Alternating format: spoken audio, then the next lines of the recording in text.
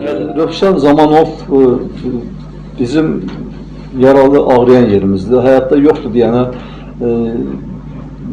şey deyə bilmirik də, çox danışa bilmirik. Amma hələ Göyçayda Rövşən Zamanovun xatirəsinə həsr olunmuş tədbir kimi heç bir tədbir olmaydı. O tədbir fantastik bir tədbir idi. Tədbirdə kimlər yox idi? Tədbirə kimlər gəlməmişdi?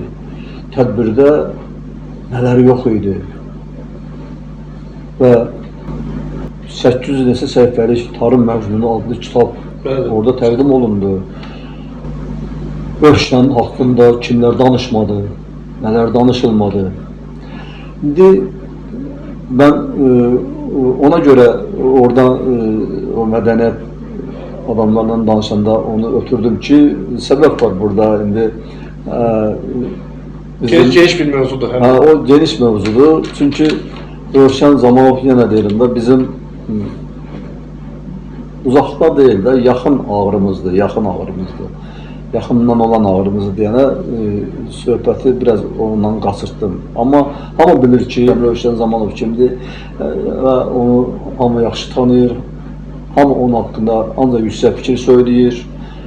Heç bir vaxt, heç kəsə güldən ağır söz deməyən bir insan olubdur. Gözəl idarəçiliyi olubdur musiqi sənətindən başqa. Və mən onun ifasılıq tərzindən həmişə heyran olmuşam. Dövlət Müslümovla təhbətə söhbətimdə bir dəfə hətta ona dedim, İraqda tutdum Yüngülvarı Zarafatsan ki, özüm xalq artisti oldum, amma dostun ola bilmədi də. Dedi ki, Nəzarət müəllim, inanırsan, biz nə qədər elədik, o gəlmədi də, bizdən bir yerdə olmadı. Olsaydı, biz dedi, ondan aşağı səviyyədə olmuşuq. O bizdən yuxarıda olub. Sonra o ataların bir, necə deyərlər, çox işlənmiş bir ifadəsi var, balıq dəryada böyüyər. Mən isə sevmirəm o qədər də, amma yer gəlib işlədirəm.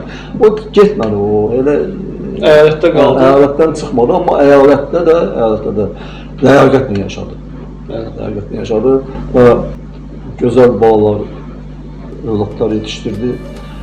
Azərbaycan xalqı öz davamiyyətini itirməyəcək. Bu xalq heç vaxt məğlub olmayacaq. O böyük insanların, böyük sənətkarın davamçıları var və olacaqdır. Alqış olsun onlara.